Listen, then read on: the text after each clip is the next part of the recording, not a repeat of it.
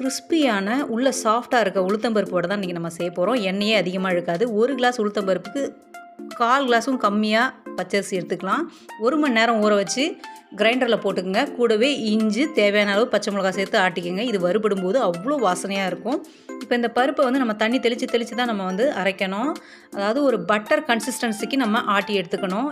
ஆட்டி எடுத்த மாவில் தேவையான அளவு உப்பு, 1 ஸ்பூன் மிளகு, 1/2 ஸ்பூன் பெருங்காயம், தேவையான அளவு கருவேப்பிலை, 1 வெங்காயம் அரிஞ்சு போட்டுக்கலாம். மாவு மெதுவாக தான் பிசையணும், ஏன்னா கிரைண்டரில் சாஃப்டாக ஆட்டியிருக்கோம். இப்போது இது அழகாக தண்ணி தொட்டு உருட்டி நடுவில் ஒரு ஹோல் போட்டு நீங்கள் அப்படியே எண்ணெயில் பொரித்து எடுக்கலாம். ரொம்ப அருமையாக வரும். பச்சரிசி போட்டிருக்கிறதால இவ்வளோ சூப்பராக வரும். 2 பக்கமும் கோல்டன் ப்ரௌன் வந்ததும் நம்ம இதை எடுத்துடலாம். அவுட்டர் லேயர் கிறிஸ்பாகவும் உள்ள சாஃப்டாகவும் அவ்வளோ அருமையாக வருங்க.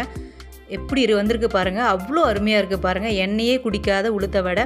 உங்களுக்கு டீட்டெயிலாக வீடியோ வேணும்னா கீழே ப்ளே சிம்பிள் கிளிக் பண்ணுங்கள். ஃபுல்லாக